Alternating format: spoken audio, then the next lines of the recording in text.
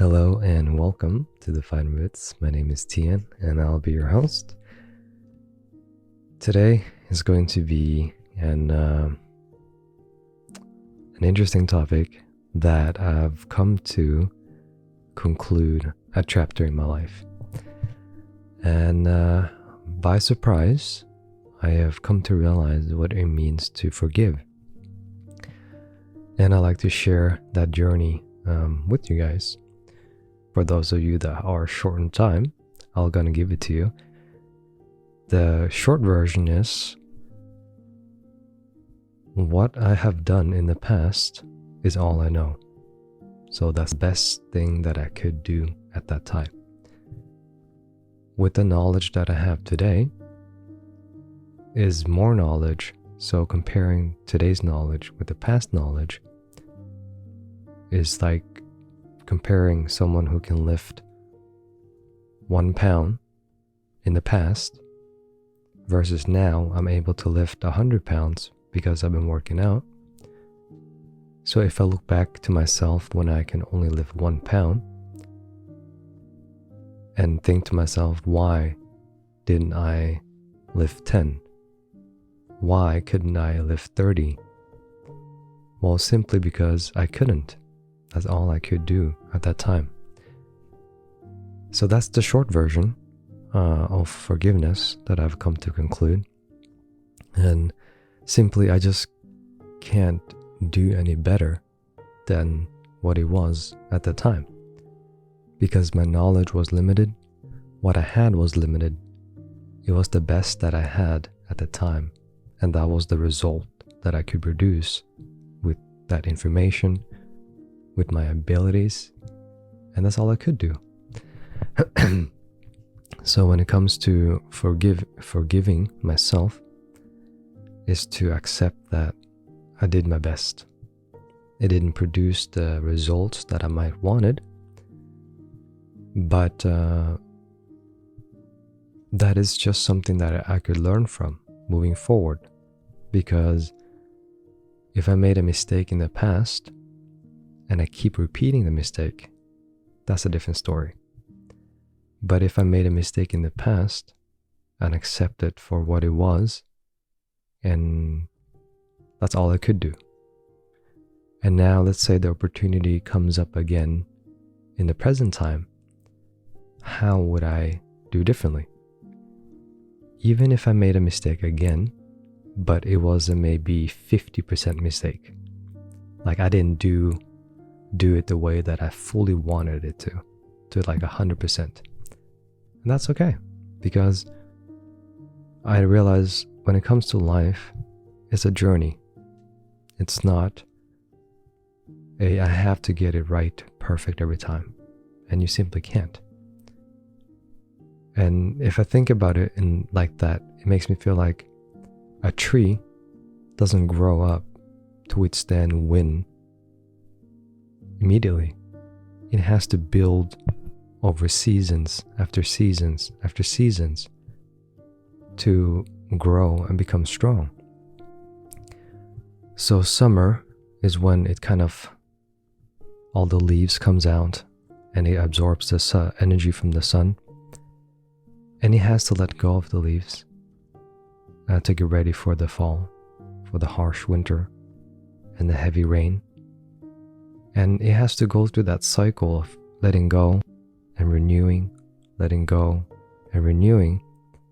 And over a long period of time, what you get is a tree that essentially that can stand on its own and through many different conditions, and it can withstand time. Or through time, to put it that way. Through the amount of time.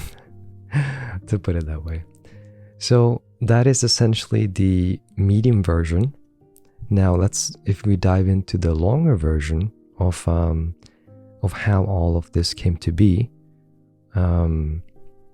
is if you guys just want to hang out and just kind of listen to the backstory of this, here it is. So the background that I come from is my mother. She's very loving. She would give there's a saying in Vietnamese is that the mother is willing to pluck the moon for you if she could. And she is that mother. She is that kind of loving mother. She would buy me anything that I would want in a crazy amount. So she would just kind of like drown me with what I wanted. And that made me like to the point where I don't want to eat it anymore because there's so much. And here's an example. I used to buy beef jerky at the store, and it usually costs like $10.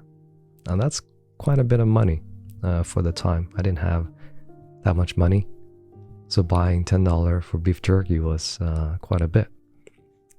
And so one day my mom came with me to the grocery store, and we went to buy groceries, and suddenly I was looking at the beef jerky, and she looked at me, and then she said, "Can I have that?"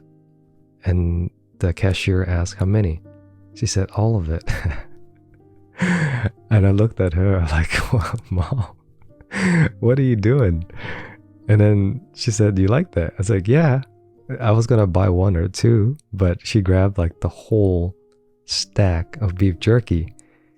And that's the kind of mom she is. She would do anything for her kids. So she's a loving person, but here's the other side, because everything has two sides, right? She's very emotional and loving, but when it came to her own emotions, it wasn't a lot of control. So her emotion would just be like it came out as it was. So there was no filter. So if she would be mad, she would just burst out in anger and not have any sort of filter or be able to control her emotions, to put it that way. So what I mean is, I came from that environment of very loving mother, but also her emotions were not, EQ wasn't available, to put it like that. So that's one side of the story. On the other side, my father, his emotion didn't show very much throughout his life. And it's very difficult to get a read on what's going on. So most of the time, it's emotion are not a language that I understood at any age at all. So I maneuver through life with most of it through logic and analysis. So when it comes to emotions, I'm very like new to this.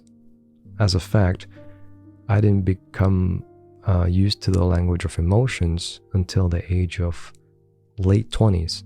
So in my 29, or roughly about then, that's when I start to tap into my emotional side of things. And so when it came to myself, I was very emotional, and I stored a lot of that unprocessed emotions deep within because I didn't know how to process it. I didn't know what to do. So one of my outlets were usually video games and kind of forgetting about the pain. So sometimes I would wash dishes and I would feel like that anger or that resentment in a way. Or I would talk to a person, I would kind of feel that resentment inside, even though I would put on like a mask. And so that was like most of my emotions was stored inside of myself. I didn't know how to get it out. I didn't know how to process these things. And it wasn't until recently where I came to realize what it really meant to forgive. And the process of forgiveness came to me I feel like it just kind of came naturally in a way by being open. And what I mean is, I usually like metaphors, and I look at life through different lenses and metaphors and kind of make sense out of life through metaphors.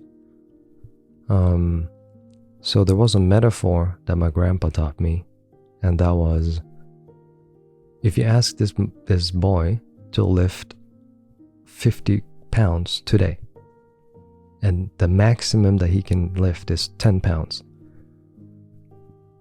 no matter how hard he tries, he's not going to lift it by the natural force of lifting.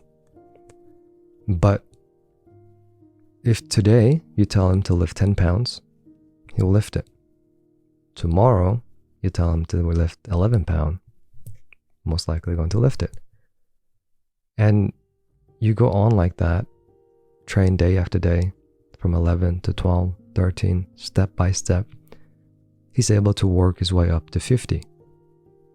So it's just a matter of time and dedication before he's able to lift 50. So I got that metaphor by like step by step, you're able to conquer something. No matter how big the feat might seem, you're able to conquer it. Now, there was another metaphor that I found inspiration in, and that was, if life was a block of wood and you had a chisel, or no, not a block of wood. If there was a rock in front of you, how would you be able to move that rock? And in the same way, through the inspiration of lifting the weight, one person could train up enough strength to actually move the rock. Or two, you could have a chisel and slowly chip away at the rock, and eventually you could push it and it's moved. So those two combined made me realize, wait a second. So if I could only lift 10 pounds at that time, and today I'm able to lift 50 pounds, how in the world can I doubt the person that could only lift 10 pounds? And that was like the aha moment. I was like, wait a second. At the time that I made my mistake, how could I doubt that person with all the knowledge that he had, with all these skills that he had, with all the abilities that he had, with everything he knew at the time? The best results he could produce was what he or she could produce at that time. And that was the light bulb for me.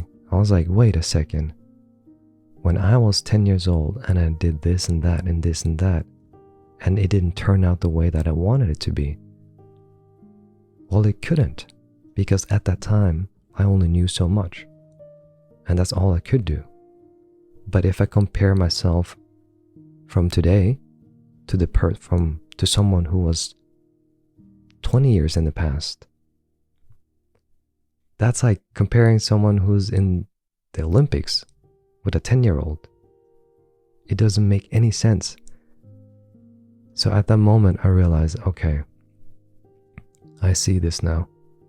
And I was instantly everything that I held against myself. And then I turned the mirror the other way. If that's the same for me, then it's the same for the other person, because we're all human beings. And I realized, well, if I can't do any better than I could at that time, then the same could with the other person. They couldn't do any better. That's all they had. That's all they knew. So that was the foundation of the forgiveness. And after that, I just felt everything that happens in the world doesn't faze me in a way, because anger is an emotion and people will react through anger, say things they don't mean. And we're all human beings and we make mistakes.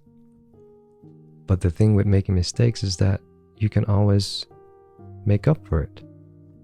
And that is only if you make up for it, because no one is perfect. We all make mistakes. And even if I made a mistake today, then it's either I can choose to do something about it or don't. And that's why saying sorry, being compassionate, understanding, and being aware can minimize those mistakes. And eventually you'll get to a point where hurting someone is not going to be accidental anymore, but rather sometimes people take it personal, so it has nothing to do with me. It's just my intention is this, but it depends on how other people look at that, which they can take in a different way that could hurt them. So my responsibility is just to not hurt anyone and have kind intentions. As long as I know I have kind intentions, there's nothing to worry about, because people are going to see the world through different lenses, and that's just how it is. And that is going to be it for today's episode. If you made it this far, I would like to thank you for spending the time here, and also remind you that be patient with yourself, be kind, and things takes time. So just know that if you plant a seed today, it doesn't grow tomorrow. It takes consistency, persistence, and nurture to eventually have the seed become what it is. So be kind. And that's it for me. Cheers.